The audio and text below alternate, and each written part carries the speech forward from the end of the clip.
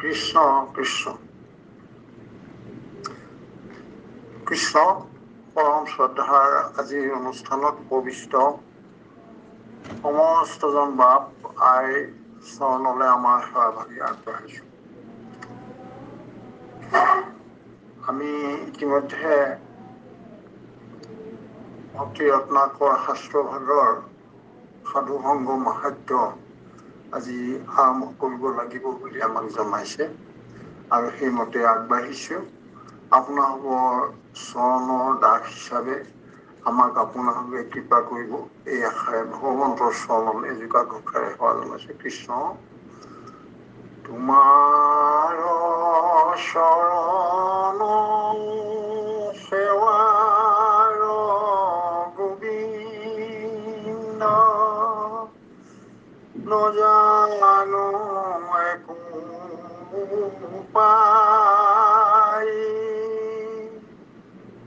যিমতে সেৱাত ৰহিব কৰোণা কৰিতে হৰি জুৱাই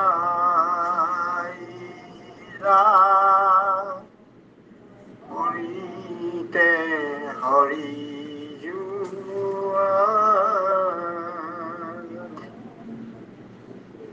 কৃষ্ণ কৃষ্ণ হৰি ৰাম। কৃষ্ণ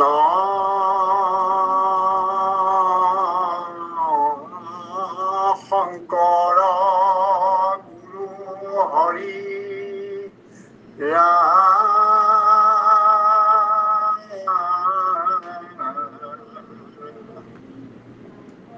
হৰি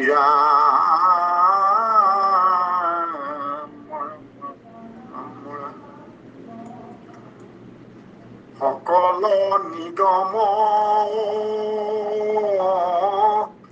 কল্পতৰু তাৰ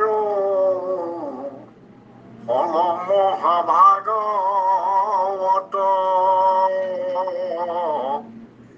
এই ফলৰস হৰি গুণ যশ ইয়োগ সাধু সংগত পৰম কৃপালু শ্ৰীমন্ত শংকৰে লোকক কৰিয়া দায়া হৰিৰ নিৰ্মল ভকতি প্ৰকাশ কৰিলা শাস্ত্ৰক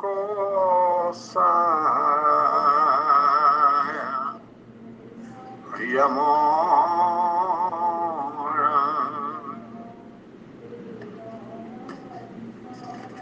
কৃষ্ণ। সাধু সংগ মাহাত্য পদ নৰ দেহা মাহাত্য কৰিলো সমাপত কহু ইদানিক সাধু সংগৰ মহত্ব ভকতিৰ মুখ্য হেতু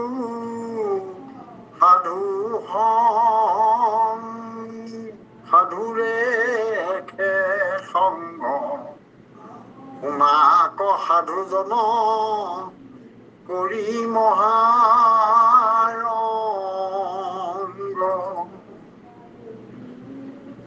প্ৰথম স্কন্ধৰ অষ্টাদশয় অধ্যায়ত সৌনকাদি ঋষি কহে ভূতৰ আগত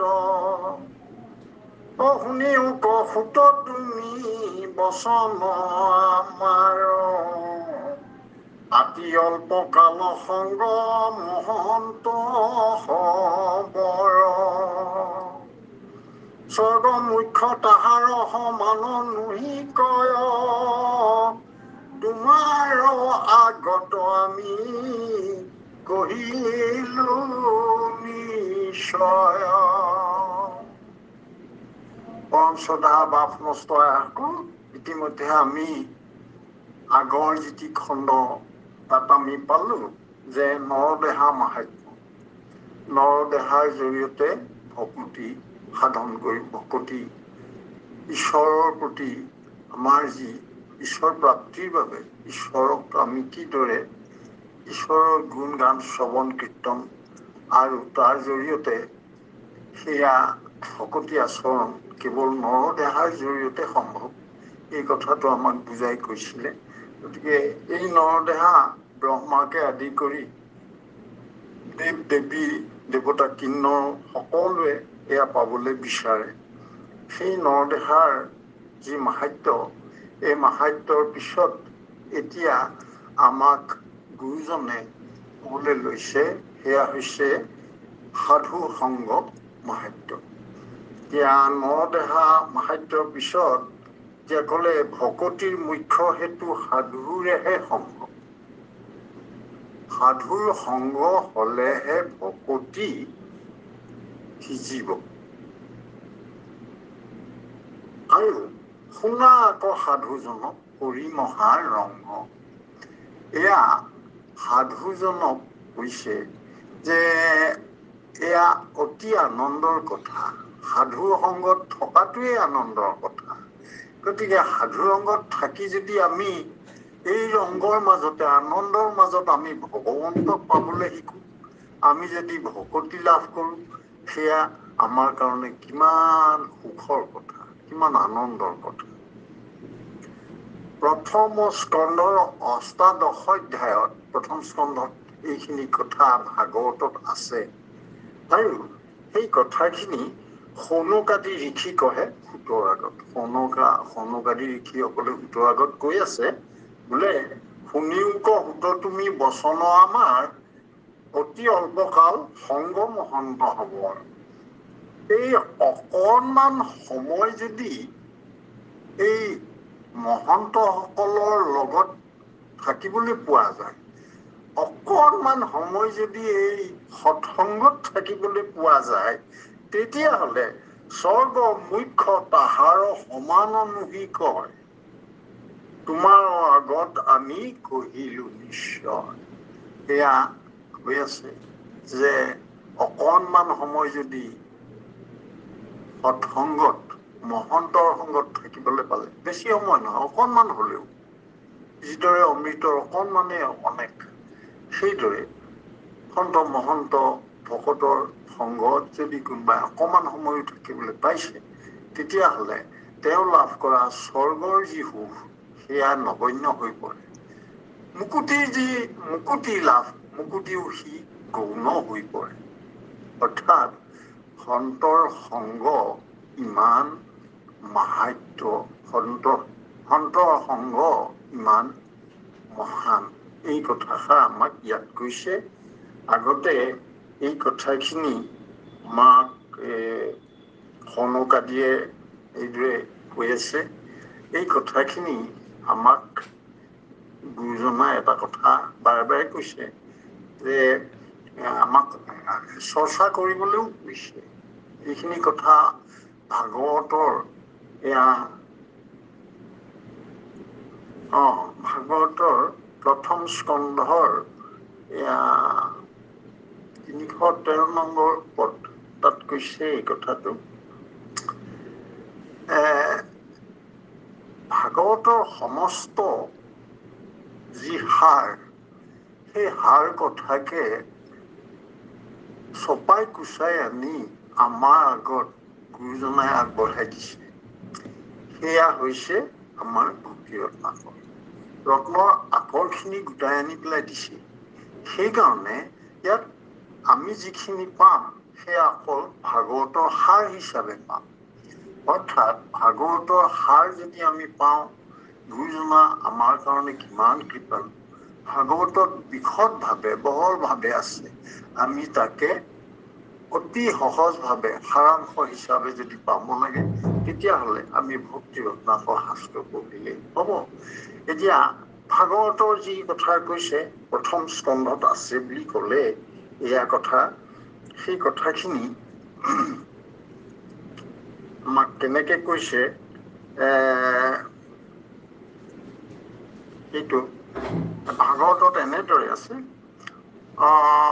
প্ৰথম স্কন্ধত আছে, অনুকে কৈছে, অপিয়ায়ু কৃষ্ণৰ পাদ পদ্ম মধু পাতক শৌক নিৰ্মূল স্বৰ্গ মুখ্য সুখ ভকত সংগৰ অল্পকে নাহিকে তুল। এই তত্ত্ব কথাখিনি ভাগৱতৰ প্ৰথম স্কন্ধত আছে। সেই কথাখিনি আমাক গুৰুজনাই এইদৰে খুব সুন্দৰকৈ এনেদৰে আমাৰ কৃপাৰ অৰ্থে একেবাৰে সাৰাংশ হিচাপে আমাক ইয়াত গুৰুজনাই জনাইছে। কৃষ্ণ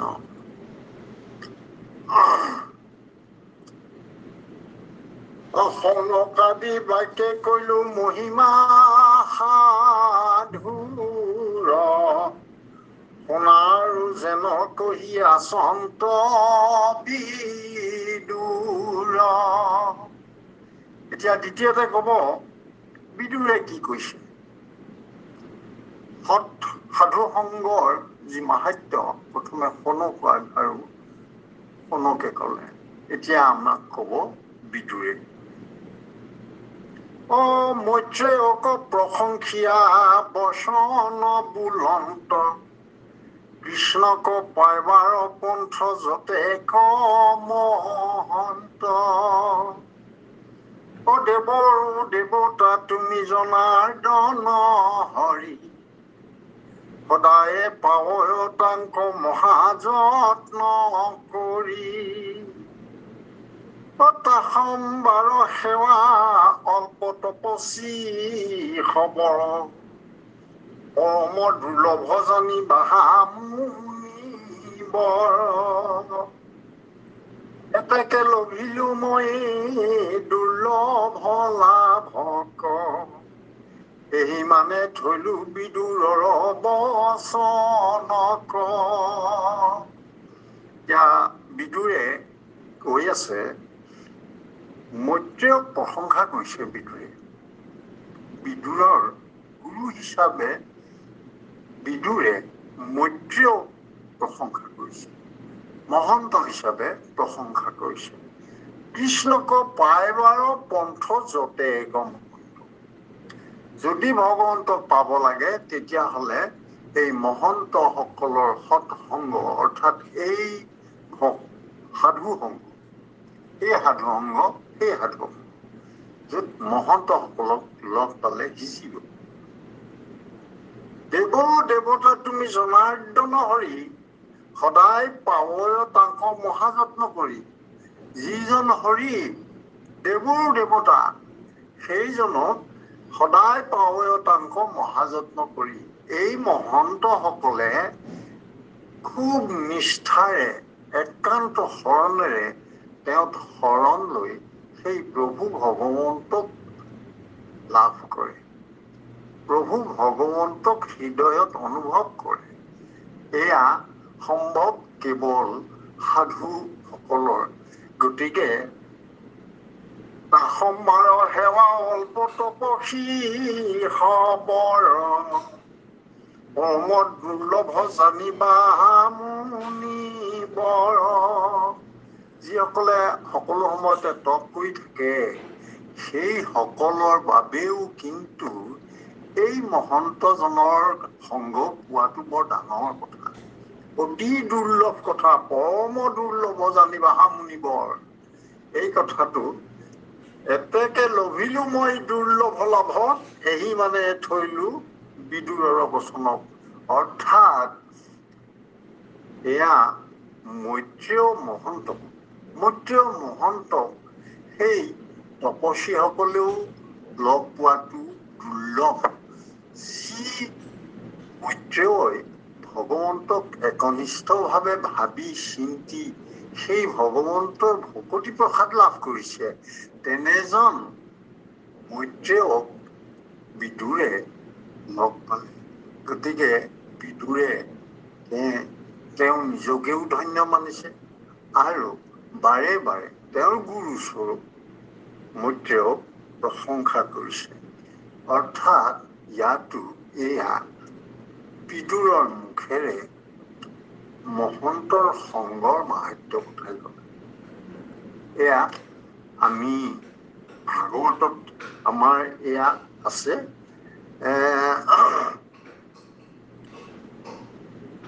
আমি ভাগৱতৰ তৃতীয় স্কন্ধত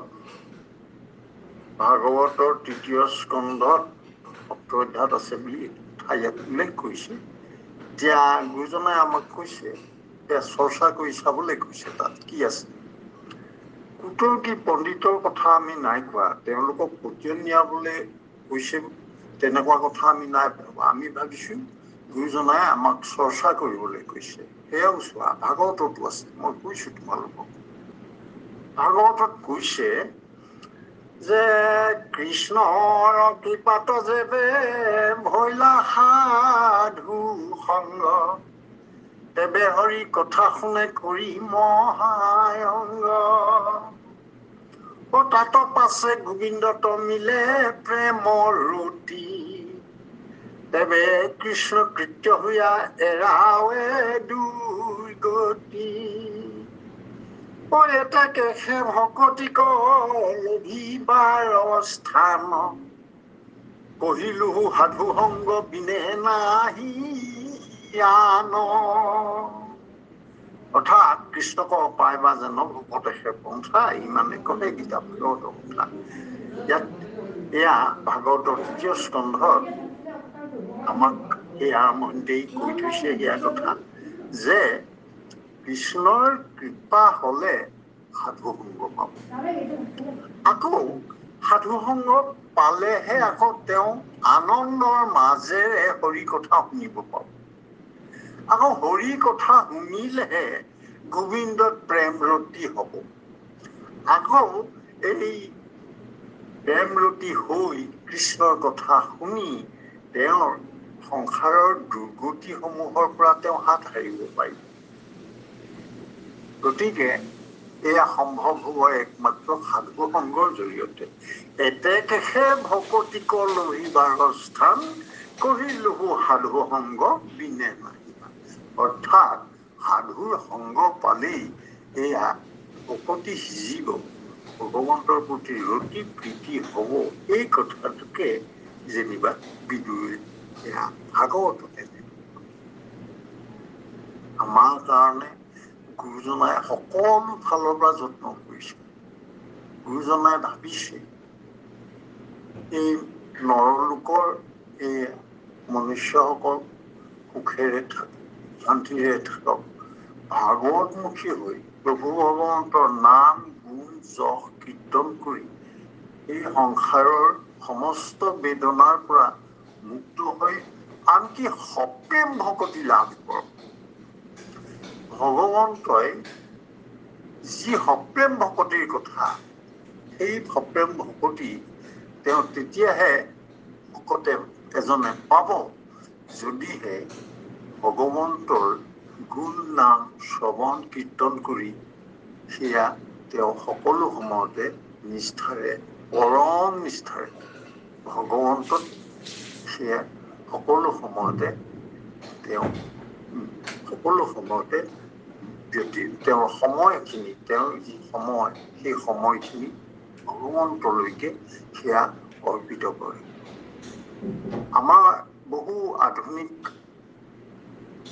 নতুন প্ৰজন্মৰ সকলে হয়তো কব পাৰে যে আমাৰ ইমানখিনি আজি ব্যস্ততা আৰু প্ৰতিযোগিতাৰ এই পৃথিৱীখনত আমি বাৰু কেনেকৈ ইমানখিনি সম্ভৱ। কিন্তু প্ৰকৃততে ডাঙৰ কথাটো হৈছে এটা কথাই বুজিব লাগিব যে সাধু সংগ যদি লাভ হৈছে, তেওঁৰ সকলো সমস্যা নিজে নিজে সমাধান হ'ব। তেওঁ হাতেৰে কাম কৰি থাকিব, কিন্তু হৃদয়ত ঈশ্বৰৰ মুক্তি, হৃদয়ত ঈশ্বৰৰ যি অনুভৱ, ঈশ্বৰৰ প্ৰতি যি প্ৰেম, যদি প্ৰেম আছে তেওঁলে মাজে মাজে মনত পৰি থাকিব। তেওঁৰ নামটো মুখত খুব প্ৰেমভাৱে উচ্চাৰিত কৃষ্ণ কৃষ্ণ এয়া উচ্চাৰিত হ'ব। তেনেহ'লে ইয়াত বাৰু সময় খৰচ ক'ত হ'ল? ইয়াত বাৰু অসুবিধা ক'ত হ'ল? আন কৰ্ম কৰোঁতে তাত বেমেজালি ক'ত হ'ল? ই বাৰু কেনেদৰে বাধাৰ সৃষ্টি কৰিলে? এয়া আচলতে আমি আচৰণ কৰি অভ্যাস কৰিলেই হ'ল। আৰু আমি যেতিয়া অভ্যাস কৰিম তেতিয়া গৈ গৈ এয়া আমাৰ স্বভাৱত পৰিণত হ'ব। আৰু স্বভাৱত পৰিণত হ'লে তেতিয়াহ'লে আমি অনায়সে সকলো সময়তে প্ৰভু ভগৱন্তৰ সংগ পাই থাকিম। কিন্তু এয়া পাবলৈ হ'লে প্ৰথমতে কিন্তু সাধুৰ সংগ পাবই লাগিব। সাধুৰ সংগত থাকি দুষাৰ হৰি কথা শুনিবই লাগিব। এয়া হ'ল আমাৰ মৈত্ৰেয়ক প্ৰশংসা কৰিছে বিদুৰে। আৰু সেইখিনি ক'বলৈ যাওঁতে যে সাধুৰ সংগ অকণমান সময় পালেই যি মহান এয়া জীৱনৰ উদ্দেশ্য এটি সফল হয় সেয়া উল্লেখ কৰিছে কৃষ্ণ। এতেকে লভিলো মই দুৰ্লভ লাভ, এই মানে থৈলো বিদুৰৰ বচনক।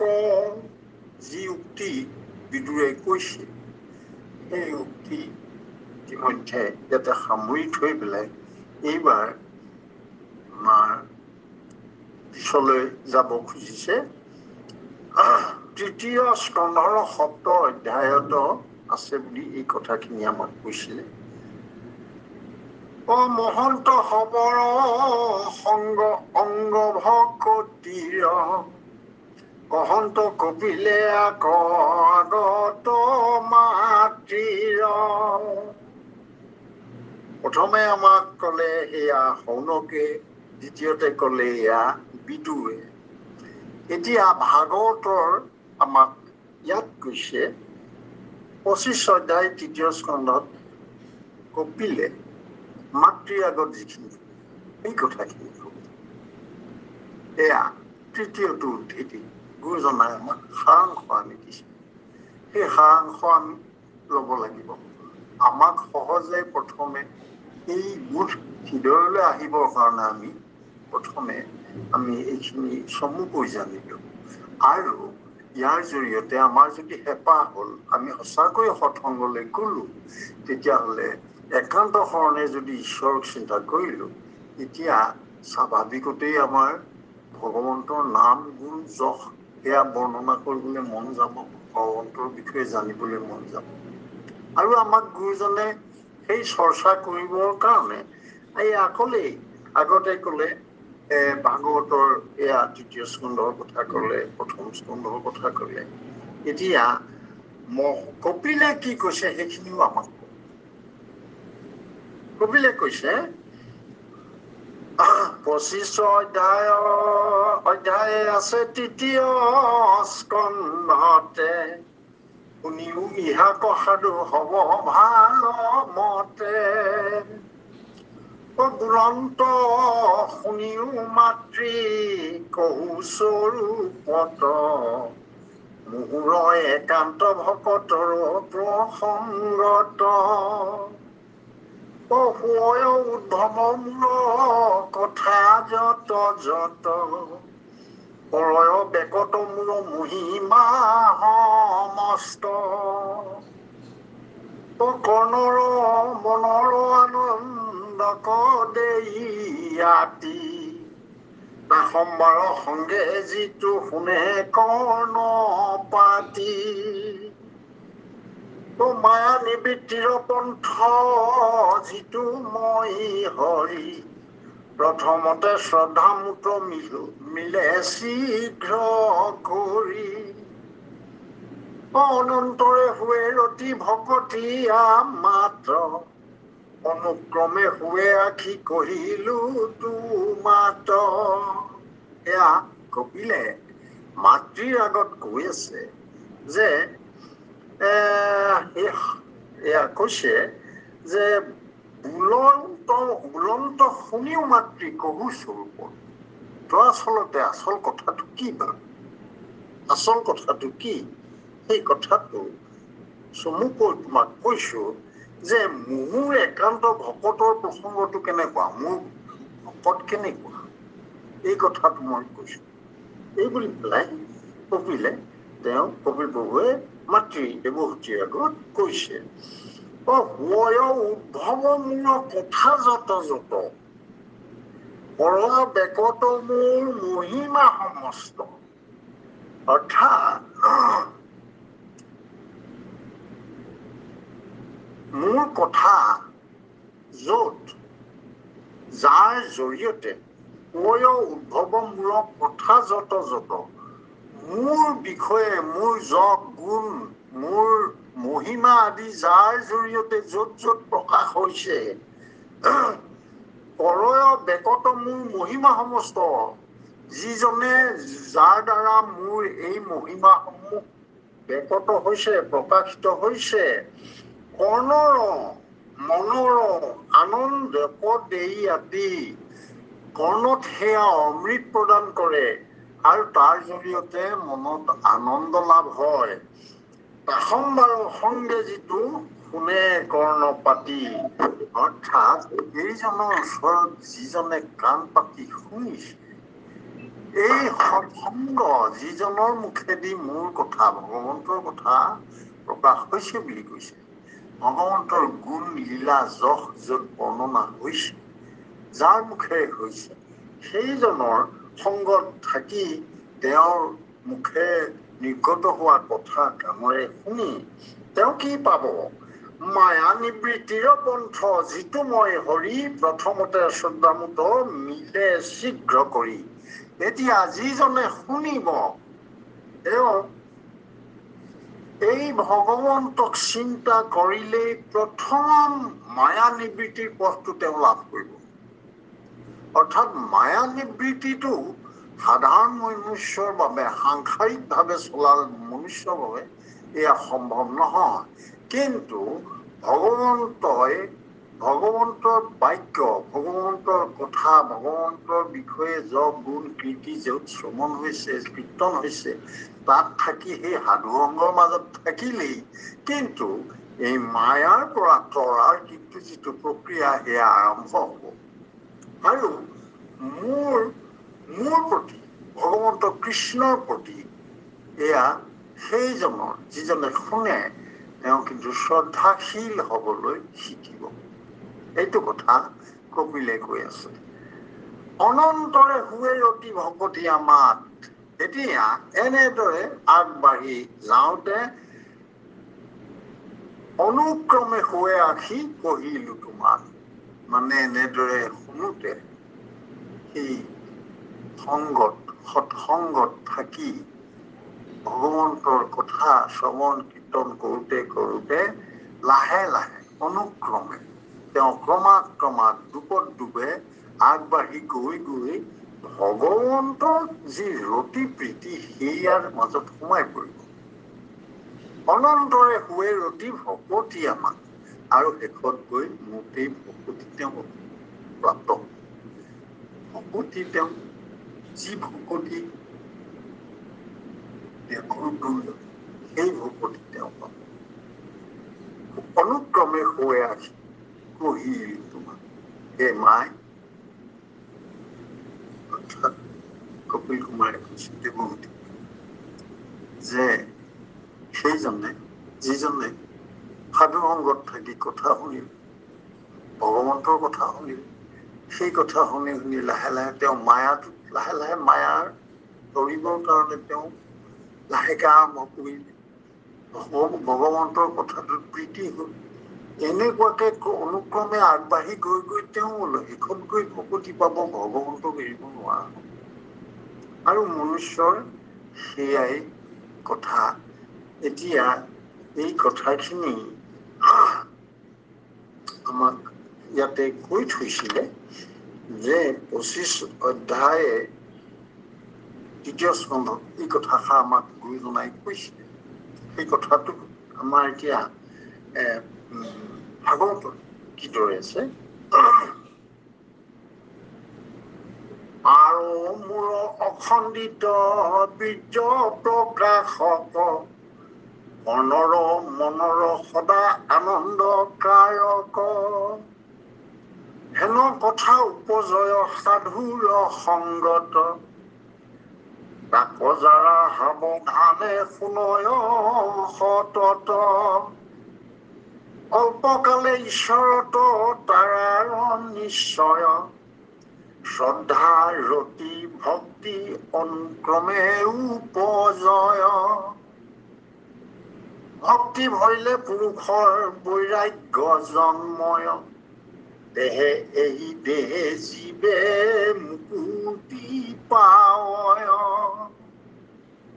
আমি এই যি দেহ লৈ আছো সেই দেহেৰে আমি আগতেই কৈছো আমি পাই আহিছো নৰদেহ অৰ্থাৎ আমাৰ এই নৰদেহ প্ৰকৃতাৰ্থত সদ্ব্যৱহাৰ এই কথাখিনি মোৰ অখণ্ডিত বীৰ্য প্ৰকাশ হৈছে এই সতমুখত কৰ্ণৰ মনৰ যি আনন্দকাৰক কথা এয়া প্ৰকাশ হৈছে এই সৎসংগত এয়া সাধুসকলৰ মুখেদি আৰু এই সাধুসকলৰ সংগত থাকি হেন কথা উপজয় সাধুৰ সংগত তাক যাৰা সাৱধানে শুনয় সতত প্ৰায় সকলো সময়ত এই সাধুসকলৰ মুখেৰে ভগৱন্তৰ অখণ্ডিত বীৰ্য প্ৰকাশক যিবিলাক কথা অৰ্থাৎ ভগৱন্তৰ যশ গুণ লীলা মহিমা এইখিনি য'ত প্ৰকাশ হৈছে তাত এইখিনি যদি শুনি থাকে সাৱধানে অল্পকালে ঈশ্বৰক তাৰাৰ নিশ্চয় শ্ৰদ্ধা ৰতি ভক্তি অনুক্ৰমে ভক্তি ভৰিলে পুৰুষৰ বৈৰাগ্য জন্ময় দেহে এই দেহে জীৱে মুকুতি পাব অৰ্থাৎ যিখিনি কথাৰ সাৰাংশ আমাক কৈছিলে এয়া ভক্তি ৰত্নাকৰ শাস্ত্ৰত গুৰুজনাই কৈছে এই কথাখিনিৰ উদ্ধতিখিনি আমাক কৈছে যে বিশদভাৱে অলপ জানিবলৈ তেতিয়া আমি আগলৈ যাব লাগিব আমি যদি পাৰো আমাক গুৰুজনাই সেয়া কৃপা কৰিছে আমি বিচাৰি ফুৰিব নালাগে আকৌ ইমান কৃপা কৰিছে যে সেয়া অনুবাদ হৈ আছে আমাৰ নিজৰ ভাষালৈ অনুবাদ হৈ আছে এতিয়া আমি ইয়াত যিখিনি উনুকিয়াই থোৱা ব্যাখ্যা কথাখিনি বহলভাৱে জানিবলৈ আমি ভাগৱতলৈ যাব পাৰো ভাগৱতত গৈ আৰু আমি বিশালভাৱে আৰু জানিব পাৰো এয়া হৈছে গুৰু পৰম কৃপা এতিয়া এনেদৰে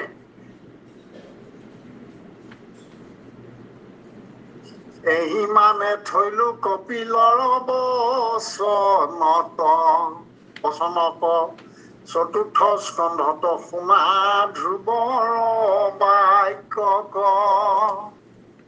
এতিয়া কপিলে মাতৃ দেৱকীৰ আগত কোৱা কথাখিনিৰ জৰিয়তে যি সৎসংগৰ মাহাত্ম্য প্ৰকাশ কৰে এতিয়া সেয়া ইমানতে থলে এইবাৰ চতুৰ্থ স্কন্ধত থকা ধ্ৰুৱৰ বাক্য ধ্ৰুৱৰ কথাখিনি কবলৈ ওলাইছে ধ্ৰুৱই কি কৈছে নৱম অধ্যায়ে আছা জানানিষ্ঠ কৰি ভগৱন্ত আগে বাক্য বুলন্ত সদৰি হে প্ৰভু অনন্ত অচ্যুত ভগৱন্ত পৰম নিৰ্মল যত একান্ত মহন্ত কৰ সততে তাৰা ভকতি তোমাৰ ভক্তমূল সদায় প্ৰসংগতা সম্বাৰ বুলিবা মুকুতি কিয় নোখোজ আমাত নলাগে খুজিবে তাক শুনিও সাক্ষাৎ সদায়ে থাকিয়া তজু ভক্তৰ সংগত তজু কথা মৃত পান কৰিবু সতত কৈবু মহামত্ত কথা মৃত পান কৰি পাইবু পাৰ সুখে ভৱ সাগৰ কতৰি। এইখিনি কথা এতিয়া ধ্ৰুৱই কি কৈছে? ধ্ৰুৱই কৈছে যে হে প্ৰভু আনন্দ, তুমি অনন্ত, তোমাৰ আদি অন্ত নাই, তুমি অনন্ত, তুমি অচ্যুত, তোমাৰ কেতিয়াও শ্ৰুতি নহয়, কালে মায়াই তোমাক শ্ৰুতি কৰিব নোৱাৰে, তুমি অনাদি, তুমি অনন্ত, তোমাক দেও মায়াইও তলাব নোৱাৰে, তোমাক কালেও তলাব নোৱাৰে, কোনেও তোমাক চুবগৈ নোৱাৰে, অচ্যুত, তোমাক কোনো মায়াৰ কাৰকে কেতিয়াও তোমাক লৰাব নোৱাৰে। এতিয়া এই ভগৱন্ত পৰম নিৰ্মল যত একান্ত মহন্ত, এই মহন্তসকল যিসকল পৰম নিৰ্মল, সেইসকলে কৰয় সততে তাৰা ভকতি তোমাৰ, সেইসকলে কেৱল প্ৰায় নিয়মিতভাৱে অহৰহ ধ্ৰুৱই কৈ আছে যে সেইসকলে ভগৱন্ত কৃষ্ণ তেওঁৰ গুণ নাম শ্ৰৱণ কীৰ্তন তাতেই ৰতি হৈ থাকে। আৰু সেয়া শৌকমূল সদায় প্ৰসংগ দাসম্বাৰ, এইসকলৰ দাসম্বাৰ, সেইসকলৰ যি তেখেতসকলৰ বিষয়ে গুণগান, সেই সাধুসকলৰ কথা, সেইসকলৰ কথাও যেন মোৰ মনত থাকে। অৰ্থাৎ কৰয় সততে যাৰা ভকতি তোমাৰ, শৌকমূল সদায় প্ৰসংগ দাসম্বাৰ, অৰ্থাৎ ভগৱন্তক ভালটো পাই ভগৱন্তৰ তেওঁতো শিষ্য হৈয়েই, ভগৱন্তৰ একান্ত ভকত হৈয়েই, হলেও যিসকলে ভগৱন্তক একান্ত ভাৱে ভাবিছে, সেই সকলক যেন তেওঁ সদায় মনত পেলায়। অৰ্থাৎ সাধুসকললৈ প্ৰেম, সাধু সন্তৰ সংগ লাভ কৰাৰ তেওঁৰ হাবিয়াস, এই কথাটো ধ্ৰুৱই জনাইছে। বুলিবা মুকুতি কিয় নোখোজ মাত্ৰ, নালাগে খুজিবে তাক শুনিও সাক্ষাৎ। এতিয়া কথাটো হৈছে ভগৱন্তই যদি কয় যে মুকুতি নালাগে নেকি, মুকুতিটো লৈ লোৱা, ভকতক বা সন্তক বা ভকতক বা সাধুজনক যদি কয়, তেতিয়া কথাটো হব যে নালাগে মুকুতি, নালাগে খুজিব তাক শুনিও সাক্ষাৎ, এয়া খুজিবৰ দৰকাৰ নাই।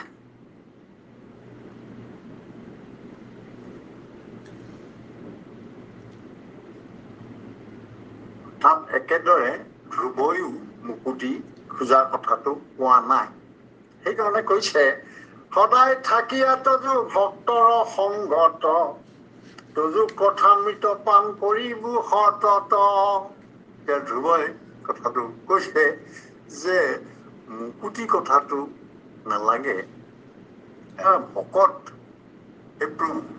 তোমাৰ ভকতৰ লগত থাকি পেলাই সেই সৎসংগ লাভ কৰি পৰমানন্দৰ মাজত কথা অমৃত পান কৰি সকলো সময়তে এনেদৰে মহানন্দ লাভ কৰি পেলাই থাকিবলৈহে বিচাৰো।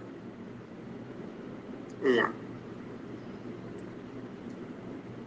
অশৈব মহামত্ত কথামৃত পান কৰি পাইবু পাৰ সুখে সম্ভৱ সাগৰ কতৰি। ধ্ৰুৱই আশা কৰিছে যে তোমাৰ কথামৃত সাধুৰ সংগত পান কৰি মতলীয়া হৈ থাকিব, মত্ত হৈ থাকিব, সেই অমৃততে সাঁতুৰি নাদুৰি ডুবি তল ওপৰ হৈ তাতেই থাকি আনন্দৰে সময় পাৰ হ'ব। পাইবো পাৰ সুখে ভৱ সাগৰ পতৰি। এই ভৱ সংসাৰৰ যিবোৰ সময়, এই সময়খিনি তেনেদৰে পাৰ। সাধুৰ মহিমা কৈলো বচনে ধ্ৰুৱৰ, শুনিও মহিমা আৰু বচনে ৰুদ্ৰৰ। এইখিনি পিছলে হব। এতিয়া ধ্ৰুৱক যে মুকুতি লৈ লওঁ বুলি পেলাই ভগৱন্তই যেতিয়া কলে, তেতিয়া ধ্ৰুৱই কলে নহয়, মই সাধু সংগতহে থাকো। কাৰণ সেই মুকুতি আৰু সপ্ৰেম ভকুতি, সপ্ৰেম ভকুতি সম্ভৱ হৈছে তেতিয়া, যেতিয়া ভগৱন্তক লৈ সকলো সময়তে তেওঁৰ গুণ জাক লীলা এয়া লৈ পেলাই তেওঁ হৃদয়ত তোলপাৰ হৈ থাকিব, আনন্দ হৈ থাকিব। তাৰ মাজতে কেতিয়াবা তেওঁ নাচিব, কেতিয়াবা গাবলৈ মন যাব, কেতিয়াবা চকুৰে আনন্দ অশ্ৰু বাগৰি আহিব, কেতিয়াবা তেওঁৰ গাৰ নোমবিলাক শিয়ৰি উঠিব, তেওঁ পুলকিত হৈ তেওঁ এই যে আনন্দ সুখ পৰমানন্দ সেয়া লাভ কৰি থাকিব। মুকুতি সুখতকৈ এইবিলাক সুখ বহু পৰ। এই কথাটো ধ্ৰুৱই কৈছে। আৰু এইয়া সম্ভৱ হব ক'ত? সেয়া হব সাধুৰ সংগত। অৰ্থাৎ সাধু সংগৰ মাহাত্ম্য ইমান ওপৰত। সেই কথাটোকে আমাক ভাগৱতৰ ৪ৰ্থ স্কন্ধত আছে বুলি কলে, আকৌ সেয়া এপাক আমি ভুমুকি মাৰি ভাগৱতলৈ চাওঁ। যিটো সুখ আছে তজু চৰণ চিন্তনে, ধ্ৰুৱই কৈছে। যিটো সুখ আছে তজু চৰণ চিন্তনে, তজু ভকতৰ সংগে শ্ৰৱণ কীৰ্তনে। মুখ্যটো সি সুখ নাই আন কোন চাৰ, আন যত সুখ মানে অধীন কালৰ। মুহুৰ মনৰ আৱে হেনহে আশয়, তজু ভকতৰ সংগ শোক সৰ্বদায়। ধ্ৰুৱই কৈ আছে, তাসম্বাৰ মুখ পদ্ম সন্তে বাহিৰায়, তব কথামৃত পানে মহামত্তয়। দুষ্টৰ সংসাৰ ঘূৰ কৰিবো বিনাশ, এতেকেষে বঞ্চু তজু চৰণৰ পাশ। তোৱা পদ পংকজ যুগল মধুপান, যিটো বিয়া থাকে যিটো নোমৰে আন। যিটো সুখ পাৱে তোৱা যশৰ সপান, দুৰ্লভ মুক্তিও তাক নুহিকে সমান। এইখিনি কথাকে ইয়াত কলে, তজু চৰণ চিন্তি আৰু ভকতৰ সংগত তোমাৰ গুণ নাম শ্ৰৱণ কীৰ্তন কৰি যি সুখ পায়, মুখ্যটো সি সুখ নাম, সেই সুখ মুখ্যটো নাই। অৰ্থাৎ যিমান বিলাক সুখ আছে, এই সকলোবিলাক কিন্তু কালৰ অধীন। মুহুৰ মনৰ বাবে সেনেহে আশয়, মই কিন্তু মনেৰে তেনেদৰেহে ইচ্ছা কৰিছো, মোৰ সেয়াহে মোৰ বাঞ্ছিত। তজু ভকতৰ সংগ শৌক সৰ্বদাই, সদায় থাকিব লাগিব। প্ৰভু মোক মুক্তি নালাগে, তোমাৰ ভকতৰ মুখেৰে অমৃত শুনি থাকিম। মোৰ পৰমানন্দ হৃদয়ত সকলো সময়তে বিৰাজ কৰিব, সেয়াহে মোক লাগে। তাসম্বাৰ মুখ পদ্ম সন্তে বাহিৰাই, এই সৎসংগৰ মহন্তসকল ভকতসকলৰ মুখেদি যি অমৃত বাজ হব, তব কথামৃত পানে মহামত্ত হয়, তেওঁ মহামত্ত হব, অৰ্থাৎ মতলীয়া হৈ পৰিব। দুষ্টৰ সংসাৰ ঘূৰ কৰিব বিনাশ, এতেকে বঞ্চু তজু চৰণৰ পাশ। সেইকাৰণেহে তোমাৰ চৰণৰ পাশ লাগে। তোৱা পদ পংকজ যুগল মধুপান, তোমাৰ চৰণত যি অমৃত আছে, সেয়া তোৱা পদ পংকজ যুগল মধুপান, সেই অমৃত পান যদি কৰিবলৈ পায়, যিজনে যিটো পিয়া থাকে যিটো নুমৰে অৰ্থাৎ তোমাৰ চৰণ যুগলৰ চিন্তা কৰি যি অমৃত পাই আছে তেওঁ আৰু আনৰ কথা চিন্তা নকৰে যিটো সুখ পাৱে তোমাৰ যশ ৰস পাণ দুৰ্লভ মুক্তিও তাক নুহিকে সমান তোমাৰ গুণ গান যশ কীৰ্তন কৰি যি সুখ আনন্দ পাইছে সেই স্থায়ী সুখ লাভ হৈছে সেয়া কিন্তু এই দুৰ্লভ বুলি কোৱা মুক্তিও এই ইয়াৰ ওচৰত মুক্তিও নগণ্য হৈ পৰিছে এয়া ভাগৱতৰ কথা এই কথাখিনিক গুৰুজনাই এনেদৰে আমাক চাবলৈ কৈছে ভাল এইখিনিতে আমাৰ এয়া চতুৰ্থ যি ধ্ৰুৱৰ কথা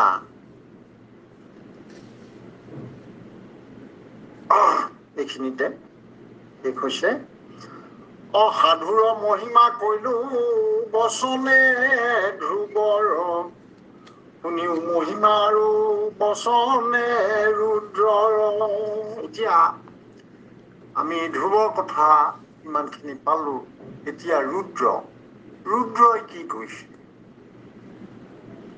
ৰুদ্ৰই কোৱা যিখিনি কথা সাধু সংগ সম্পৰ্কে এইখিনি কথা আমাক কব এয়া ভক্তি ৰত্নাকৰত গুৰুজনাই আমালে সাৰাংশ হিচাপে দি থৈছে এয়া সাধুৰ মহিমা কৈলো বচনে ধ্ৰুৱৰ শুনিও মহিমা আৰু বচনে ৰুদ্ৰ এতিয়া ৰুদ্ৰই কি কৈছে এইটো কব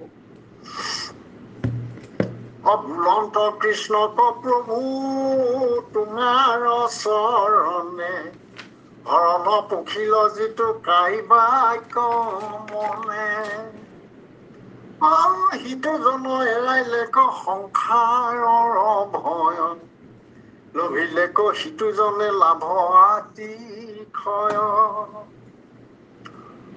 সাধু সদায় যেবে সংগ ভকতৰ তাকে খে বুলিও মহালাভ শ্ৰেষ্ঠতৰ মুখ্য আদি কৰি আছে পুৰুষাৰ্থ যত নাচয় সৎসংগ আদি সবাৰো শিৰত মহন্ত জনৰ সংগ অৰ্ধক্ষণ মান তাকো স্বৰ্গ পদ মুখে নুহিকে সমান মনুষ্যৰ ৰাজপদ আদি ভোগশ্ৰয় নুহিকে সমানতাক কি কৰিবে লাগয় এতেকে পৰম লাভ সংগ ভকতৰ এই মানে থৈলো বচন মহেশ্বৰ তোমাৰ পিছত ৰুদ্ৰই যি কৈছে ৰুদ্ৰদেৱে যি কৈছে সেয়া হৈছে যে যিজনে কায় বাক্য আৰু মনেৰে অৰ্থাৎ একান্তভাৱে ভগৱন্তত শৰণ লৈছে সেইজনে সিটোজনৰ এৰাইলে সংসাৰৰ ভয় সেইজনে সংসাৰৰ ভয়ৰ পৰা তেওঁ ৰেহাই পালে সেইজনে যি লাভ হ'ল সেয়াই হ'ল তেওঁৰ জীৱনৰ আটাইতকৈ উত্তম লাভ সদায় শুৱয় যেবে সংগ ভকতৰ এতিয়া তেওঁ সেইজনে সদায় ভকতৰ সংগ লাভ কৰিব তাকেহে বুলিও মহালাভ শ্ৰেষ্ঠতম অৰ্থাৎ শ্ৰেষ্ঠতম লাভ বুলি যে কলে একান্ত শৰণত ভগৱন্তৰ চৰণত শৰণ লৈ সেয়া কি হ'ল ইয়াৰ জৰিয়তে তেওঁ ভকতৰ সংগ লাভ হ'ল এই যে সংগ লাভ হ'ল সেয়াই হৈছে মহালাভ শ্ৰেষ্ঠতম লাভ এই কথাটো ৰুদ্ৰই কৈ আছে মুখ্য আদি কৰি আছে পুৰুষাৰ্থ যত যিমান বিলাক আছে এতিয়া ধৰ্ম অৰ্থ কাম মুখ্য এতিয়া এই পুৰুষাৰ্থক মুখ্য চতুৰ্থ মুখ্যকে আদি কৰি যিমানবিলাক পুৰুষাৰ্থ ধৰ্ম অৰ্থ কাম সকলো নাচয় সৎসংগ আদি সবাৰো শিৰত অৰ্থাৎ এই পুৰুষাৰ্থবিলাক লাভ কৰাতকৈ যি পুৰুষাৰ্থ এই চাৰি পুৰুষাৰ্থ বুলি জনা যায় মুখ্যকে আদি কৰি এই সকলোতকৈ কিন্তু সৎসংগহে শ্ৰেষ্ঠ এনেকুৱাকৈ শ্ৰেষ্ঠ যেন সেই চাৰি পুৰুষাৰ্থৰ শিৰৰ ওপৰত এই চাৰি পুৰুষাৰ্থৰ শিৰৰ ওপৰত সৎসংগই নাচি আছে অৰ্থাৎ সৎসংগহে শ্ৰেষ্ঠ এই কথাটো ক'লে মহন্তজনৰ সংগ অৰ্ধ ক্ষণমা এটা ক্ষণৰ অৰ্ধ অৰ্থাৎ অকণমান সময় যদি মহন্তজনৰ সংগ লাভ হ'ল তাকো স্বৰ্গপদ মুখ্যে নুহিকে সমান স্বৰ্গপদেই পালে বা মুখ্যই পালে এইবিলাক কিন্তু সেই অকণমান যি সংগ পালে সেই সংগ লাভৰ সমানো মহান হ'ব নোৱাৰে মনুষ্যৰ ৰাজপদ আদি ভোগ ছয় নুহিকে সমানতাকক কি কৈবে লাগয় বৈষয়িক যিকোনো সুখ যিকোনো পদ ৰাজপদ ভোগ বিলাস যিমানেই লাভ নকৰক কিয় সেইবিলাক এই সৎসংগত পোৱা সামান্য যিকণ সময় সান্নিধ্য লাভ কৰিলে সেই সান্নিধ্যৰ তুলনাত এই সুখবিলাক তেনেই নগৈ এই বুলি পেলাই এয়া ৰুদ্ৰই কৈ আছে এতেকে পৰম লাভ সংগ ভকতৰ এহি মানে থৈলুহু বচন ভাষণ এই কথাখিনি আমাক ৰুদ্ৰই কৈ আছে ইয়াতে কৈছে যে ভাগৱতৰ চতুৰ্থত এইটো কথা আমাক কৈছে কেৱলে তোমাৰ ভকতৰ সংগ গুটি এয়া ভাগৱতৰ কেৱলে তোমাৰ ভকতৰ সংগ গুটি সবে পুৰুষাৰ্থৰ শ্ৰেণীৰ শিৰে উঠি পৰম আনন্দে নৃত্য কৰে আতিশয় ভক্তৰ সংগৰ কথা কি কহিবো মই এই বুলি কৈছে এয়া ভাগৱতৰ উক্তি আকৌ কৈছে এয়া তাকো কৈছে সিটো অপ্ৰয়াসে তজু তত্ত্বক দেখয় অৰ্থাৎ যিটো অপ্ৰয়াসে তজু তত্ত্বক দেখয় জানো ভক্ত সংগ দেখে তত্ত্ব জ্ঞান হয় মনুষ্যই ঈশ্বৰ সম্পৰ্কে যি ৰহস্য যি তত্ত্ব সেয়া ভকতৰ সংগতেই লাভ ভকতৰ সংগত লাভ হবলৈ ভগৱন্তই কৃপা কৰিব সঁচা কিন্তু সেয়া এটি হেতু হিচাপে ভকতৰ ওচৰতেই পাব অৰ্থাৎ সৎসংগৰ মাহাত্য ইয়াত এইদৰে ৰুদ্ৰই কৈ থৈছে যিখিনি কথা ইয়াত ভাগৱতে এইদৰে কৈ থৈছে এতিয়া শুনাৱে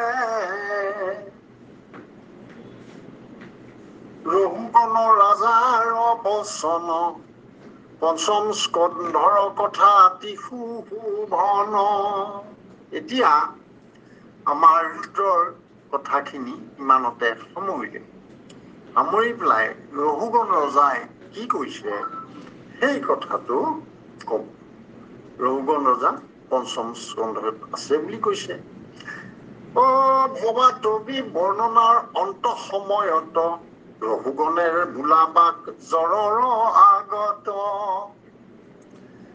বুলন্ত তোমাৰ পাদ পদ্মৰে নোচয় যিটো জনে শ্ৰদ্ধায়ে সততে উপাসয় হুৱেতাৰ নিশেষ পাতক ছয়হত অব্যভিচাৰিণী ভক্তি হুয় কৃষ্ণত মোৰ মনে ইটো অদ্ভুত নাহি কয় পাইলোহু আপুনি প্ৰমাণ আতিশয় মহা অবিবেকী মই পৰম দুৰ্জন অনেক দুষ্কৰ্ম আতি বন্ধ মোৰ মন তোমাক আলাপ কৰো দণ্ড দুই মান এতেকে গুচিল মোৰ যতেক অজ্ঞান তোমাৰ প্ৰসাদে বুধ জন্মিল আমাৰ কি কহিব মহন্তৰ মহিমা পায়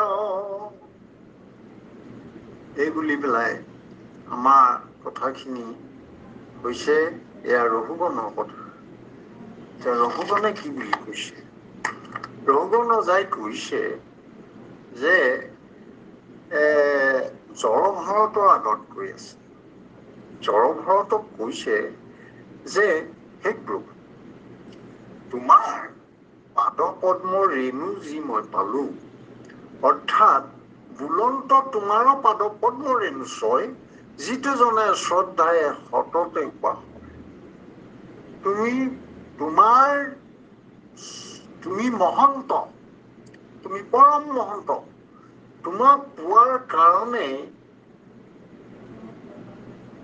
তোমাৰ যি চৰণৰ ৰেণু সেয়া যদি কোনোবাই শ্ৰদ্ধাৰে ভাবিছে হুৱেতাৰ নিশেষ পাতক ছয়হত অব্যভিচাৰিণী ভক্ত হুয় কৃষ্ণ অৰ্থাৎ তোমাৰ দৰে মহন্তৰ চৰণৰ ধূলি পালেও কিন্তু কৃষ্ণত ভকতি লাভ হব কেনেকে হব মোৰ মনে এইটো অদ্ভুত নাহি কয় পাইলোহু আপুনি প্ৰমাণ আতিশয় মই আনে কব নালাগে মই নিজেই প্ৰমাণ পালো যে মই পৰম অবিবেকী মহা অবিবেকী মই পৰম দুৰ্জন অনেক দুষ্কৰ্ম আতি বন্ধ মোৰ মন তোমাক আলাপ কৰো দণ্ড দুই মান এতেকে গুচিল মোৰ যতেক অজ্ঞান চোৱাচোন তুমি হেন মহন্তক লগ পালো দুই দণ্ড কথা পাতিলো তোমাৰ পৰা মই সেই অমৃতময় কথাখিনি শুনিলো শুনাৰ লগে লগে চোৱাচোন মই দুই দণ্ড মানহে পাইছিলো তেতিয়া এইখিনি সময়তে মোৰ সমস্ত অজ্ঞান পূৰ্বৰ যিমানবোৰ অজ্ঞান মই ভাবি আছিলো জ্ঞান বুলি এই গোটেই অজ্ঞানখিনি মোৰ নাইকিয়া হয় মই ফটফটীয়া হল মোৰ দৃষ্টি এতিয়া মোৰ ভাৱনা মোৰ অনুভৱ ভগৱন্তৰ প্ৰতি মোৰ এতিয়া পৰিষ্কাৰ হৈ পৰিল এইবুলি কৈছে তোমাৰ প্ৰসাদে বোধ জন্মিল আমাৰ কি কৰিব মহন্তৰ মহিমা তুমি হেন মহন্তক লগ পালো কাৰণেহে তোমাৰ প্ৰসাদতে মোৰ হৃদয়ত ভগৱন্ত কৃষ্ণৰ প্ৰতি প্ৰকৃত বোধ জন্মিলে অতদিনে মই অজ্ঞানতাত আছিলো তুমি মহন্ত তোমাৰ চৰণৰ ধূলি পাই পেলাইহে মই এইয়া লাভ কৰিলো অৰ্থাৎ তুমি মহন্ত তোমাক দুই দণ্ডৰ মানৰ কাৰণে লগ পালো এই সৎসংগখিনিৰ কাৰণে মই প্ৰভু ভগৱন্তৰ প্ৰতি প্ৰকৃত অনুভৱ লাভ কৰিলো কি কহিব মহন্তৰ মহিমা পায় এইবুলি কৈছে এহি মানে থৈলো ৰঘুগণৰ বচন ভগৱন্ত বাক্যে আবে শুনা সাধু জন এইখিনিতে আমাৰ ৰত্নাকৰ শাস্ত্ৰত ৰঘুগণৰ কথাখিনি এনেদৰে উল্লেখ কৰিলে ৰঘুগণ ৰজাৰ কথাটো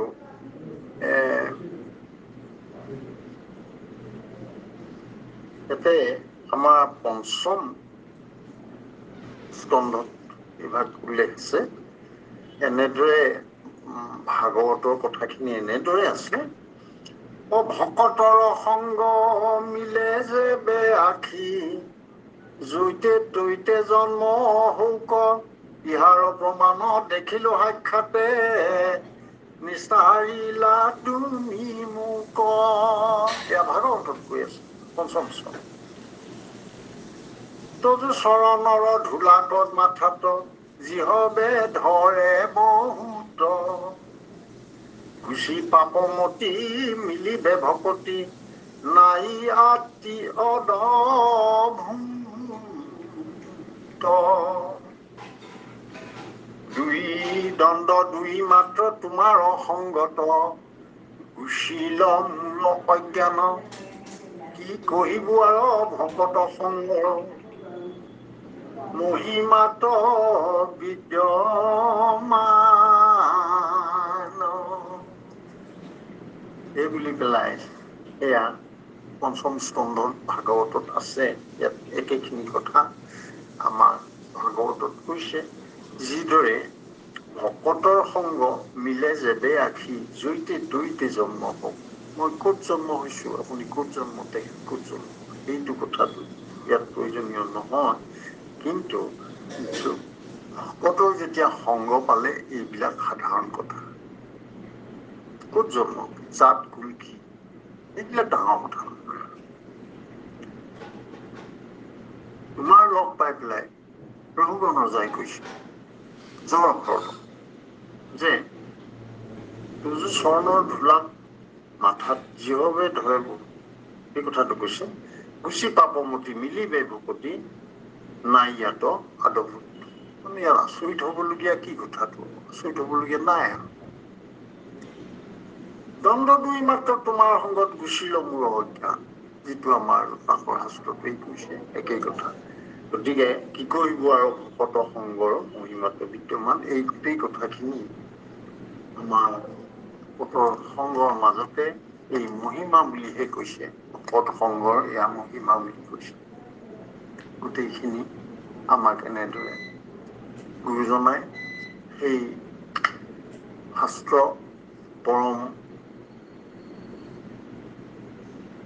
বিশাল ভাগৱত শাস্ত্ৰৰ মাজৰ পৰা সাৰ উদ্ধাৰ কৰি আনি একো একোটি পদৰ মাত্ৰ কেইটামান সমষ্টিৰ মাজত কথাখিনি আমাক বুজাবলৈ গুৰুজনাই আমাক কৃপা কৰিছে।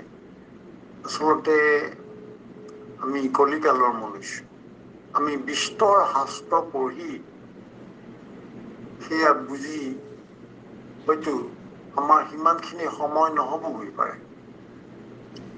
যিখিনি সময় পাওঁ এই শুদ্ধভাৱে সময়খিনি পাৰ কৰিবৰ কাৰণে, আমি আচল অটুট কথাটো বুজিবৰ কাৰণে গুৰুজনাই আমাক সকলো প্ৰকাৰে আমাক হেঁপাহ কৰি পেলাই সেইখিনি দিছে। গুৰুজনা আমাৰ কাৰণে পৰম কৃপালু।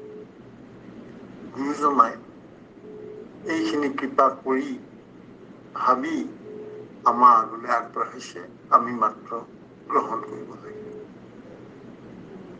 কৃষ্ণ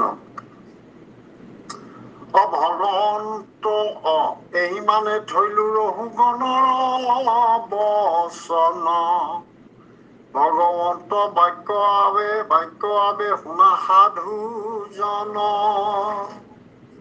এতিয়া ভগৱন্ত কৃষ্ণই নিজে কব, কি বুলি কব,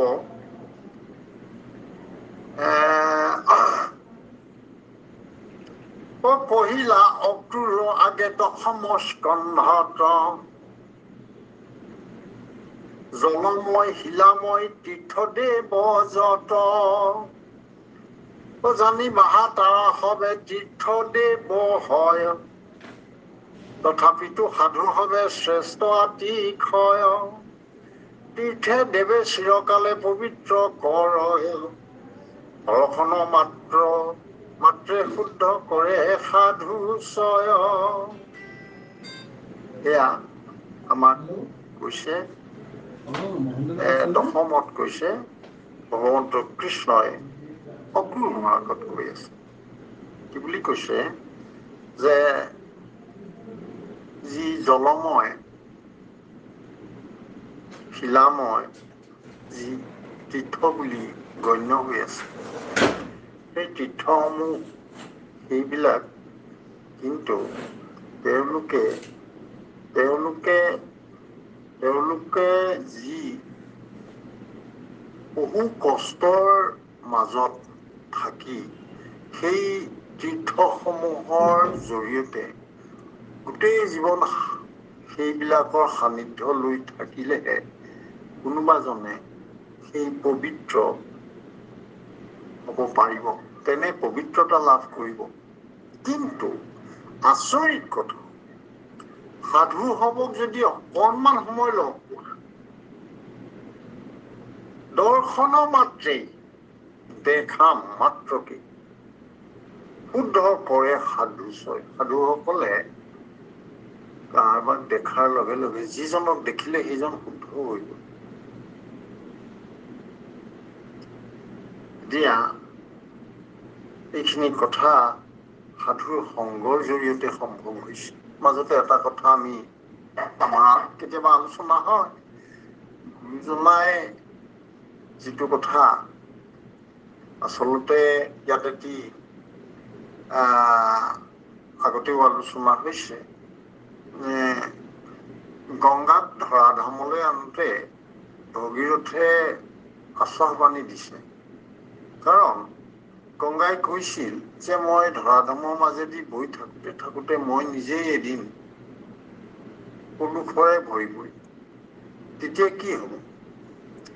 তেতিয়া ভগীৰথে কৈছে তুমি চিন্তা কৰিব নালাগে, কাৰণ সেয়া তুমি যেতিয়া সাধু সন্তক লগ পাবা, সেইসকলৰ দৰ্শন হ'লে তুমি আপোনা আপুনি পবিত্ৰ হৈ পৰিবা, তোমাৰ সমস্ত কালিমা নাশ হৈ যাব। অৰ্থাৎ সাধুসকলে পৰ্যতি থাকোঁতে তুমি তেওঁলোকক দেখিবা, তেওঁলোকৰ দৰ্শন হ'লে তুমি এনেও পবিত্ৰ হ'বা, সেইটো লৈ তুমি ভয় নকৰিবা, কাৰণ সাধুসকলে পৰ্যতি থাকে। এই কথাটো আমাৰ এইখিনিতে অকণমান উল্লেখযোগ্য হ'ল, সেইকাৰণে আমি কথাখিনি তেনেদৰে কথাটো উলিয়ালো। এতিয়া আমি এইখিনি কথা আচলতে যি শাস্ত্ৰ,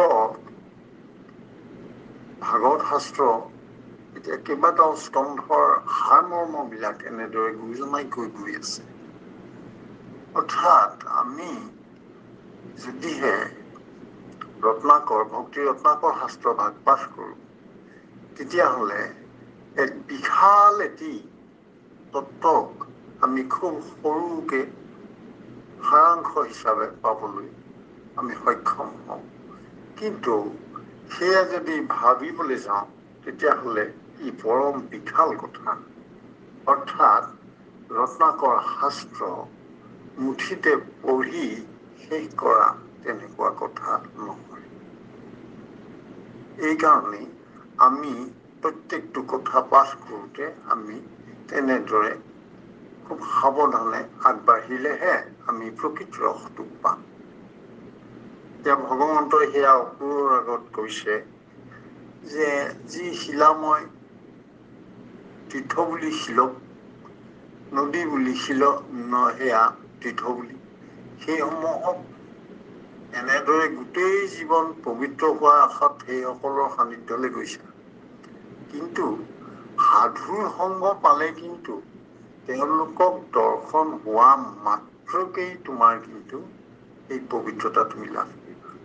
অৰ্থাৎ সাধু সংগৰ মাহাত্য কিমান বিশাল, এই কথাটোকেই ভগৱন্তই নিজ মুখে অসুৰৰ আগত কৈছে। এতিয়া মই আগলৈ গৈছো। দশম স্কন্ধত কৈলো বচন কৃষ্ণৰ, সোণাৰ একাদশে বাক্য মাধৱৰ। এতিয়া একাদশত কি কৈছে সেয়া কব। উদ্ধৱক প্ৰতি বাক্য মাধৱে বুলন্ত, যাক প্ৰতি হন্ত সূৰ্য উদয় ভৈলন্ত। জ্ঞান আদি তাৰ নানা চক্ষু প্ৰকাশয়,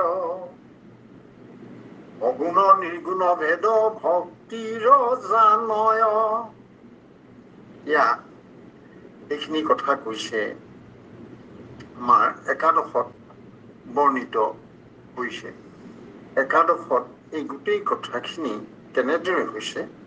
উদ্ধৱৰ আগত ভগৱন্তই কোৱা কথাখিনি এইবাৰ আলোচনা কৰিবলৈ লৈছে। গুৰুজনাই এইখিনি কথা আমাক জনাবলৈ লৈছে।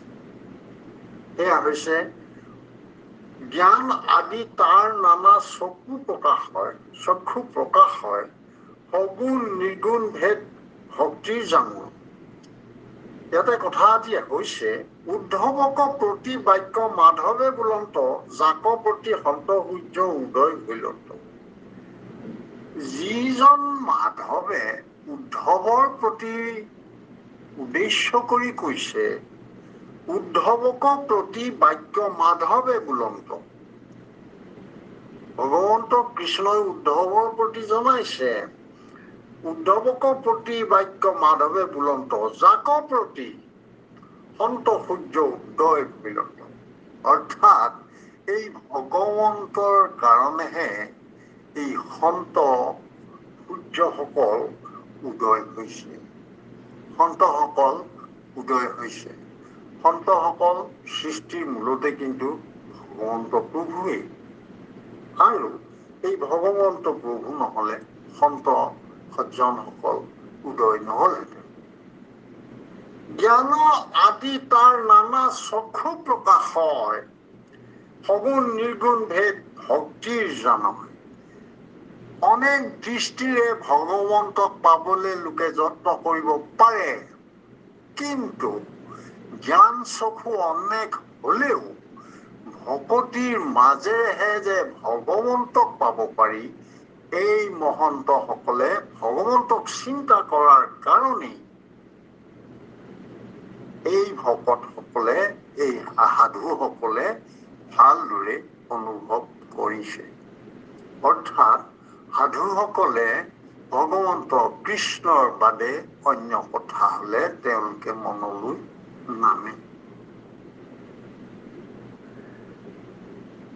এতিয়া ভকতসকলে ভালদৰে বুজি পায় যে ভগৱন্তক চিন্তা কৰিলে যি সপ্ৰেম ভকতি, তেওঁৰ গুণ নাম, তেওঁক লৈ হৃদয়ত যি আনন্দ, তাৰ তুলনাত যিবোৰ বাসনা, সেইবোৰ যিবোৰ সগুণ অৰ্থাৎ যি গুণযুক্ত, যেনে বিষয়ত আসক্তি লাভ, বিষয়ত থাকি আসক্তিৰ বাবেহে ভগৱন্তক চিন্তা কৰিছে, তেতিয়াহলে সেয়া সগুণ ভকতি হব।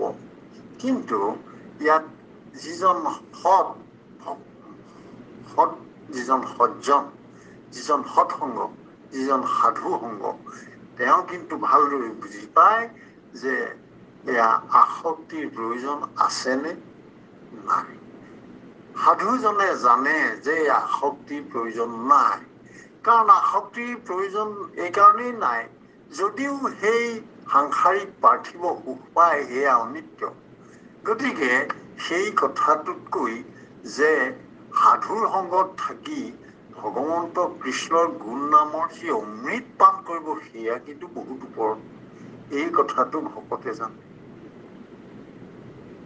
এই কথাটো ভগৱন্ত কৃষ্ণই কৈছে। হয় আদিত্য আখি সাক্ষাতে উদয়, একে মাংস চক্ষু মাত্ৰ প্ৰকাশ কৰয়। এতিয়া ঘট পট জ্ঞান মাত্ৰ উপজে কেৱল, কৰিবাক নপাৰয় মনক নিৰ্মল। এতিয়া জ্ঞান চক্ষু প্ৰকাশ হৈছে, জ্ঞান চক্ষু উদয় হৈছে, হলেও মনুষ্যৰ কিন্তু ভকতিৰ দৃষ্টিৰে যি ভগৱন্তক পাব, সেয়াহে প্ৰকৃত দৃষ্টি হোৱা উচিত। ভগৱন্তক চিন্তা কৰিবৰ কাৰণে যি অনুভৱ, সেই জ্ঞানৰ কথাহে প্ৰয়োজন। একেটা চকু, কিন্তু সেই জ্ঞান চকুৰ ভিন্নতা। কাৰণ ভগৱন্তই কৃপা কৰিব লাগিব, আনকি ভগৱন্তই কৃপা কৰাৰ কাৰণে সদ্গুণ সাধু সংগ পাব। সাধু সংগৰ জৰিয়তে তেওঁ প্ৰকৃত দৃষ্টি লাভ কৰিব, যি দৃষ্টিত তেওঁ জানিব যে কৃষ্ণহে প্ৰকৃত দেৱ, তেওঁকহে, তেওঁৰ গুণ লীলা শ্ৰৱণ কীৰ্তন কৰিহে স্থায়ীভাৱে আনন্দ লাভ কৰিব পাৰিব।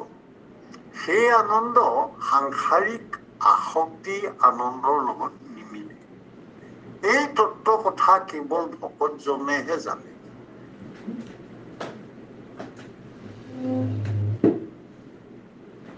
ঘট পট জ্ঞান মাত্ৰ উপজে কেৱল, কৰিবাক নপাৰয় মনক নিৰ্মহ। এতিয়া ঘট মানে হৈছে দেহবিলাক, পট মানে হৈছে স্থান, ঘট পট জ্ঞান অৰ্থাৎ জীৱ হিচাপে, মনুষ্য হিচাপে বুলি ধৰিলে বেছি ভাল হ'ব। ঘট পট জ্ঞান মাত্ৰ উপজে কেৱল। ঘট হৈছে সমস্ত জীৱ দেহ, য'ত আত্মাই প্ৰৱেশ কৰিছে, অৰ্থাৎ জীৱ নাম পাইছে। পট যি স্থান লাভ কৰিলে, পট আৰু জ্ঞান, এই জীৱ আৰু তাৰ স্থান, এইটো সম্পৰ্কে সেয়া হলে বুজি পালে। কিন্তু আচল কথাটো যেতিয়ালৈকে নুবুজে, ভিন্ন ৰূপে ঘট পট আৰু সেই পৃথকে পৃথকে যি জ্ঞান হ'ব, সেই জ্ঞানৰ জৰিয়তে কিন্তু মন কিন্তু নিৰ্মল নহয়। অৰ্থাৎ সাধুৰ সংগৰ জৰিয়তেহে তেওঁ শিকিব যে প্ৰতি ঘটতে যিজন আছে সেইজন প্ৰভু ভগৱন্তই আছে, তেওঁৰেই বিশাল ৰূপ, তেওঁৰেই অনিন্দ ৰূপ। অৰ্থাৎ এই কথাটো সাধুৰ সংগৰ মুখতহে জানিব পাৰিব। গতিকে এয়া সকলো বাদ দি তেওঁ এতিয়া কি কৰিব, কেৱল সেই মূল যি কাৰণ, সেই কাৰণ যি মূল ভগৱন্ত কৃষ্ণ, তেওঁৱেই যে সকলোৰে মূল, এই সমস্ত জ্ঞানৰ কথা বাদ দি সেই সমস্ত জ্ঞানৰ ওপৰত যে আচল জ্ঞান কোনটো, সেইটো সাধুজনে বুজিছে, ভকতজনে বুজিছে। গতিকে এই যিসকলে পৃথকে পৃথকে দেখিছে, সেইসকলৰ মন নিৰ্মল নাই হোৱা। কিন্তু এতেকেহে সন্তে মাত্ৰ দেৱতা বান্ধৱ, সন্তে আত্মা সন্তে মই ঈশ্বৰ মান। এতিয়া সেইকাৰণেহে সন্তে এতেকেহে সন্তে মাত্ৰ দেৱতা বান্ধৱ। এতিয়া সেইকাৰণেই কলে যে সন্ত সকলহে মনুষ্য দেৱ, সমস্তৰে ক্ষেত্ৰত তেওঁলোকে প্ৰকৃততে আমাৰ বান্ধৱ। সন্তে আত্মা সন্তে মই ঈশ্বৰ মানৱ। সেইকাৰণে সন্তই যিহেতু আচল কথাটো বুজি পাইছে, ভকতে যিহেতু আচল কথাটো বুজি পাইছে, সাধুজনে, গতিকে সেইজনতেই ভগৱন্ত নিজে আছে। ভগৱন্তই কৈছে মই তেওঁতেই বিৰাজমান হৈ আছো। অৰ্থাৎ ইয়াতে এটা কথাই বুজিব লাগিব, এই সাধুজনৰ সংগ পাই পেলালে ঈশ্বৰক পোৱাৰ দৰে হ'ব। অৰ্থাৎ সাধুৰ সংগ কিমান মহান, এইখিনি কথা আমি আৰু যথেষ্টখিনি দীঘল কথাখিনি, সেইকাৰণে বাপমস্ত আইসকল আমি 8টালৈকে যিটো হয় 7:30টালৈকে আমি আগবাঢ়ি যাম বুলি ভাবিছো। সন্তে আত্মা সন্তে মই ঈশ্বৰ মানৱ। শুনি উদ্ধৱ কিবা কহিব বিস্তৰ, অনেকে জীৱন যেন প্ৰাণী সমস্তৰ, অতি দুখিত যেই মই সে শৰণ, যেন পৰলোকত ধৰ্মেশে মাত্ৰ ধন, সংসাৰত সন্তে ভয় ভৈলা যি দুজন, সেই মতে সন্তে মাত্ৰ তাহাৰ শৰণ, সেই মতে সন্তে মাত্ৰ তাহাৰ শৰণ। এতিয়া আমি ভকতত শৰণ লোৱাৰ কথাটো আমি বাক্যপাঠ কৰোঁতে ভকতত শৰণ লওঁ, এইকাৰণেই যে সেইজন ভকত যিজনে প্ৰকৃতাৰ্থত প্ৰভু নিবাস কৰে। প্ৰভুৱে সেই ভকতৰ হৃদয়তেই বাস কৰে। অৰ্থাৎ তেনেজন ভকতক যদি আমি সেৱা কৰোঁ, ভগৱন্তক সেৱা কৰোঁ, সেইজনেই গুৰু, সেইজনেই দেৱ, সেইজনেই নাথ আৰু সেইজনেই ভকত। এইটো অৰ্থত আমি এয়া আমাৰ ভকতক আমি সেৱা কৰোঁ। এইজন ভকতৰ সংগ গতিকে কিমান মহান। আমি এইখিনি গোটেইখিনি কথা যিদৰে আমি যিমানে যত্ন কৰিছোঁ, কিন্তু আমাৰ অনভিজ্ঞতা আৰু আমাৰ অজ্ঞানতা, সীমিত জ্ঞানৰ বাবে আমি বহু কথা হয়তো ক'ব পৰা নাই। তো তাৰ মাজতো এটা কথা আমাৰ অতি আনন্দৰ কথা যে আমাৰ যি সীমাবদ্ধতা, আমাৰ যি এই অকণমান সময়, 2 ঘণ্টা সময় আমি পাছ কৰিলোঁ, ভগৱন্তৰ কথা পাতিলোঁ, এইখিনি কথা গুৰুজনাই ভালদৰে বুজি পাইছিল। কলিকালৰ লোক এওঁলোকৰ জ্ঞানৰ সীমাবদ্ধতা থাকিব। এওঁলোকে সাৰ কথাখিনিকে যেনে তেনে পাওক আৰু সংসাৰখন তৰি যাওক। পৰম কৃপালু গুৰুজনে সেইকাৰণে ভাগৱতৰ বিশালতাৰ মাজৰ পৰা আমালৈ এয়া চপাই গুচাই গোটাই দিছে। এয়া মুকুতাসমূহ গোটাই আনি আমাক দিছে। যি মুকুতা ভকতি মুকুতা, অৰ্থাৎ ভকতি ৰত্নৰ আকৰ, ভক্তি ৰত্নাকৰ। পৰম শ্ৰদ্ধাৰ বা সমস্ত আইসকল, আমি এই 83 নম্বৰ পুথিতে আমি ৰাখিব বিচাৰিছোঁ। এটা কথা আমি পাতিব বিচাৰিছিলোঁ যে আমাৰ ৰত্নাকৰ শাস্ত্ৰভাগ প্ৰতিটো খণ্ডতে, প্ৰতিটো মাহাত্ম্যতে পোনপটীয়াকৈ ভাগৱতৰ কথা আছে আৰু ভাগৱতৰ সাৰখিনিকে বাৰে বাৰে উল্লেখ কৰি আছে। হয়তে আন অৰ্থত এয়া ভাগৱত পাঠ কৰাৰ দৰেই হয়। সেইকাৰণে এয়া ভাগৱত পাঠ আৰু ভাগৱত পাঠৰ যি নিয়ম, সেই নিয়মটো বাৰু ইয়াতে প্ৰয়োগ কৰিব পাৰি নেকি? যেনে সকল নিগম কল্পতৰু তাৰ ফল মহাভাগৱত, সকল মুখে ৰাখি ভূমিত ভৈলা বিদিত বুলি পেলাই আমি ভাগৱত শাস্ত্ৰ আৰম্ভ কৰোঁ। গতিকে একে অৰ্থতে আমি বাৰু এই ভক্তি ৰত্নাকৰ শাস্ত্ৰ পাঠ কৰোঁতেও এই ভাগ প্ৰাৰ্থনাকে গাই নিশ্চয় আৰম্ভ কৰিব পাৰোঁ। আমাৰ মনে তেনে এটি ভাৱ হৈছে। ভাল বা সমস্ত আইসকল, আপোনালোকে এই কথাখিনি সকলোৱে আপোনালোকে আমাক সহযোগ কৰি এই কথাখিনিৰ এটা আলোচনাও কৰিব পাৰি। কাৰণ আমি নামঘোষা পাঠ কৰোঁতে এজোকা শ্লোকেৰে কৰোঁ, কীৰ্তন পাঠ কৰোঁতে এজোকা শ্লোকেৰে কৰোঁ, একেদৰে ভাগৱত পাঠ কৰোঁতে এজোকা শ্লোকেৰে কৰোঁ। সেইকাৰণে আমি ইয়াতে এই ভাগ আমি যদিহে অসমীয়াত কৰিব লাগে, তেতিয়াহ'লে সেই ভাগ পাৰি নেকি?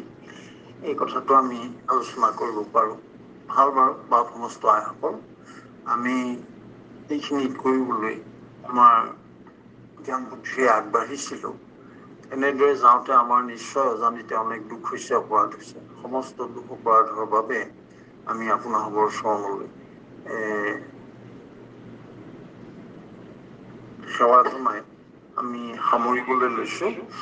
অতি দুখিতৰ যেই মই হে শৰণ, যেন পৰলোকত ধৰ্মহে মাত্ৰ ধন, সংসাৰত সন্তে ভয় যিটো জন, সেই মতে সন্তে মাত্ৰ তাহাৰ শৰণ। জয় ৰাম, জয় নাৰায়ণ, জয় কৃষ্ণ, জয় জগত গুৰু শ্ৰীমন্ত শংকৰ কৃষ্ণ। ঔ হৰি, ঔ ৰাম। অপৰাধ বিনাশ ভজো নাম নাৰায়ণ জানি নামে পখিলো হৰণে আনগতি নাহিকে মৰণে অপৰাধ ক্ষমা কৰি তুমি দয়াশীল হৰি মোক ৰক্ষা কৰিও চৰণে ৰাম মোক ৰক্ষা কৰিও চৰণে কৃষ্ণ হৰি ৰাম শ্ৰীমন্ত শংকৰ হৰি ভকতৰ জানা যেন কপট তাহান্ত বিনাই নাই নাই নাই আমাৰ পৰম গুৰু ৰাম আমাৰ পৰম গুৰু কৃষ্ণ হৰি ৰাম কৃষ্ণ জয় গুৰু শংকৰ কৃষ্ণ কৃষ্ণ কৃষ্ণ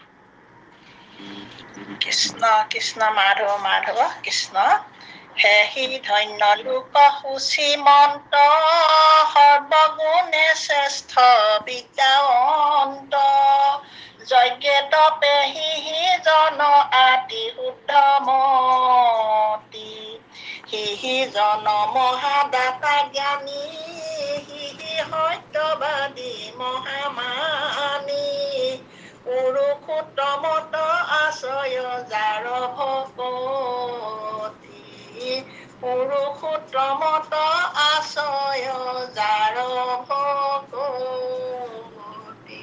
কৃষ্ণ কৃষ্ণ হাজৰিকা প্ৰভুজনা আমি পৰম কৃতাৰ্থ হৈছো আপুনি আজি সাধু সংঘৰ মাহাত্ম্য এই নৰদেহা পাই পিনি আমি সাধু সংঘ মাহাত্ম্য নৰদেহা পাছত সাধু সংঘ মাহাত্ম্য ল'ব লাগে কেনেকে সাধু সংঘ মাহাত্ম্য কথাখিনি আমাক শুনকে বিদুৰ সুতৰ আগত কোৱা বিদুৰে মত্যক প্ৰশংসা কৰা আৰু